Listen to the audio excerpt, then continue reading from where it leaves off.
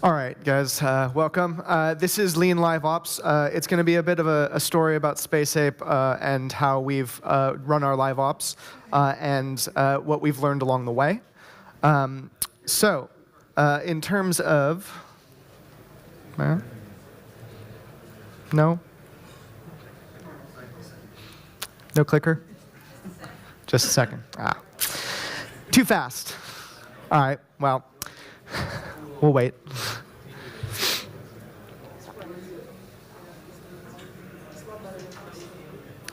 I guess I can do my intro, so I know that by heart. I'm Nick Mansdorf. I'm a product manager at SpaceApe. I've been at SpaceApe for about 4 years as a product manager on 2 of our live games at launch, Rival Kingdoms and Transformers. I've seen sort of the development of the SpaceApe Live Ops system, been a part of some of it, watched some of it happen from the sidelines, and it'll be an interesting journey we go on together.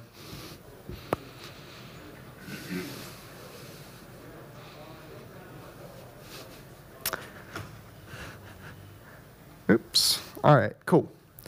Nope. Yes. All right, here we go. So a bit about SpaceApe. SpaceApe is a London-based mobile game studio. It was founded in 2012. It's about 118 people now, 30-plus nationalities, and around $60 million in revenue. A lot of this is from our live ops systems.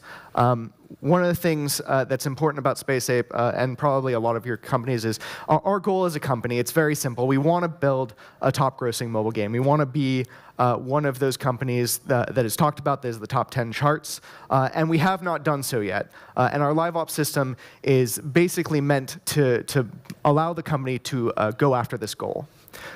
So what happened with SpaceApe is sort of a tale of 2 companies. There was our pre-2016 company and our post-2016 company. In the pre-2016 world, we were a company that was mostly focused on live games. We had 70% of our staff and developers working on those live games, 30% on new projects. And then something happened. We decided that our current games were not the vehicle by which we were going to make a top-grossing game, and so we needed to put all that effort onto in-development games. And what this meant is that the live ops teams on those live games had to do a lot more with a lot less. So they had to make the company profitable, keep us running, keep the revenue coming in, but they were going to have their team slashed. And the way we did this was our live ops system. So just to take a look about how this worked for SpaceApe, we've been releasing games almost annually, sometimes faster, sometimes slower. And as we release games, we've maintained an increasing amount of revenue by keeping the long tail going on these games. So it's about the live ops keeping these games relevant for years on end, delivering to players what they're looking for with smaller and smaller teams, and doing it consistently and for years on end. So what is lean live ops? I think the clearest explanation is running a game that's live with very few people and hopefully no developers. So the way we think about it at SpaceApe is sort of these 3 areas. We call it the treadmill, the toy box, and the team. The treadmill is what you're delivering to your players on an ongoing basis, what they do year on year, what the experience is, what the content is. The toy box is how you do it, how you get that content and that experience to players on a consistent basis. And the team is obviously the people doing it and what it takes to get a lean live ops team going. So starting with the treadmill, the thing that we have to do to even begin the process of the treadmill is to learn about our game. We need to know what players want.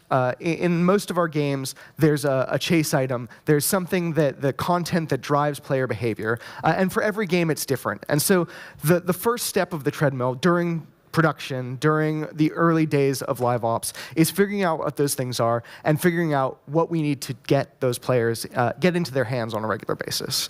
In the game I'll be talking most about, which is Transformers, it's very clear. The thing that players want is Transformers. You play a Transformers game because you want to collect all the Transformers, and that is the sort of end goal of the game itself and what the live ops system is built around delivering to players. So what does that look like for Transformers? It's a cycle for us. So what we need to do is we need to give a player some content. That content is that bot. That bot is a 3D model with animations, with gameplay. And that bot takes time to build. So to deliver that and have it last for a month or more, we have a cycle of how we deal with our content. And the cycle goes a lot like this. We have a new piece of content. It goes into the game. It's completely off. No one can see it. No one can use it. At some point, it gets turned on, and there's an event. And the event happens over a weekend, and there's some gameplay associated with the event, and the reward for the event is the new bot. And some players get it, and some players don't, and it's based on your performance in the event, and then the bot disappears. After it disappears, it's gone for a couple weeks, and we don't see it, and no one can play with it except the people who earned it during the event. Then, at a certain point, it comes into these live ops bundles, which are IAPs, only IAP with a number of crystals and a chance to earn the bot. And then it disappears again. Finally, it comes into the shop for premium currency, and then disappears again. And then eventually, it comes into the greater pool. It becomes one of the gotcha pools across everything. It's available to free players. It's available in general. And one of the things to note is that at the event time, it's available for free players. And at the end, it's available for free players. But in the middle, it's monetized. So we have our content. We know what we're delivering to players. We have a plan for delivering it and a way in which to stretch that content and make sure that it's lasting as long as the players interact with it. And then what we need is a way of delivering that content, and that is the toy box. So the goal of the toy box and the goal of all live operations at SpaceApe is to stop having devs working on projects. We want those devs to be on new games, to create new IP, to create new experiences for players, and having them on the live games supporting old games that aren't that top-grossing game is not as useful as having them try out new things. But to get there, you need some things. You need tools. You need something that the people who are working on the game long-term can support it in a way that doesn't require a code push, doesn't require code updates, and that requires a set of tools that are easy to use, that can push live without a developer being there. And you also need the content cycle to be allowed to happen. So you need a pipeline, a content pipeline, that is also independent, hopefully, of artists. So what do our tools look like? I think the easiest thing about our tools is that we need to do certain things. We need to have these events. We don't want to push new content. We don't want store updates. So what do? I think one of the things that is nice is I just follow the Amazon talk, streaming images and text. We constantly need these events to have specialized text. They have to have specialized images to theme them and have their ability to be interesting and new. And we don't want to push that in a new build, so we have it streamed in from the web. And then the events themselves, they need to be configurable. All right. We have all these different gameplay systems, but how do you have an event that's fresh week in, week out without having a developer turning on or bringing new features into the game? And the way we do that is these configurable events that have sort of a number of different features. So what you do is you have an event, and it's a totalizer. So you compete with people to fill up, earn points, basically, and when you earn points, you get rewards. All right, that's one type of event. Well, then we have a totalizer with a leaderboard, and now there are two types of events. And then we have a leaderboard event with your alliance, and now there are 6 types of events. There's personal, leaderboard, alliance, leaderboard, personal, totalizer, alliance, totalizer, et cetera, et cetera, et cetera. So we build these features so that when we have a multiplicative effect, where you have one feature that can be turned, switches on and off and on and off and on and off, and you have much more variety in the gameplay week on and week out, so that a player who comes in one week, it might be a similar sort of event, but there are enough differences that it keeps them coming back day in and day out.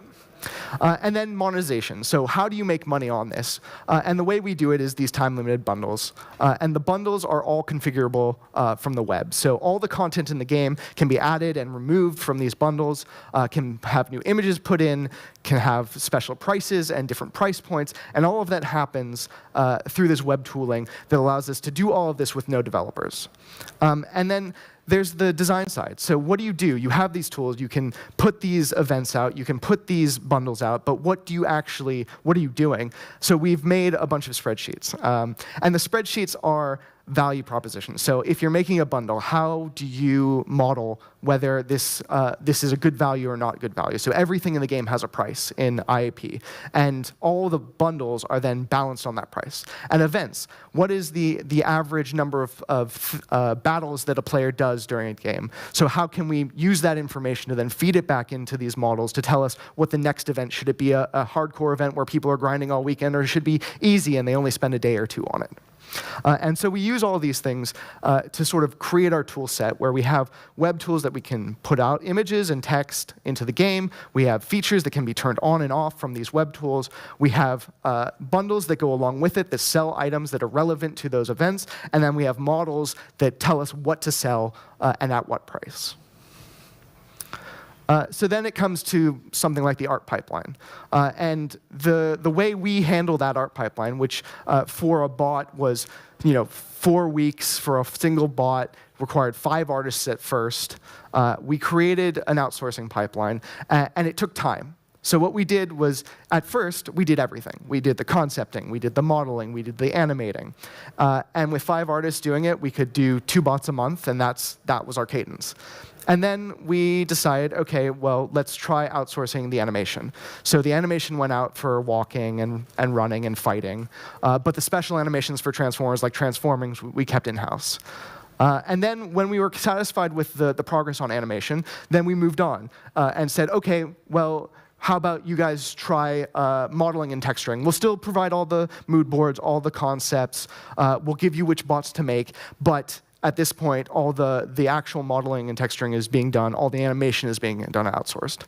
And then at some point, we said, OK, now we'll give you an idea for a bot, maybe a mood board. And from there on, it's you concepting, you approving. And as we did this, we were able to take 5 artists, then 4, then 2. And now there's no full-time artists on Transformers. And what happens is we have 1 person managing the outsourcing pipeline, and the outsourcers have leveled up over time. And this was a year-long process to get this pipeline completely moved to the outsourcing.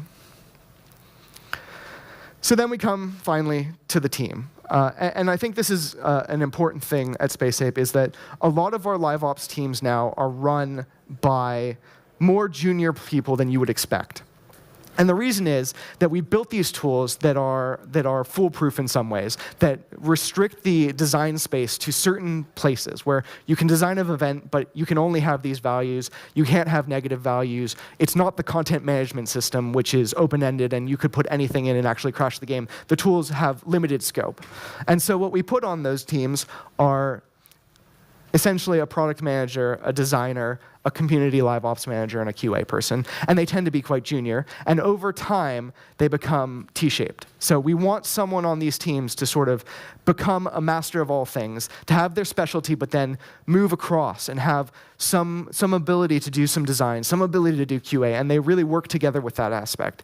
And then from time to time, if we need it, we'll bring a developer back onto the project and upgrade Unity, or fix some bugs, or move something on. But it's these people who then know what they're doing. So the product manager is responsible for the business.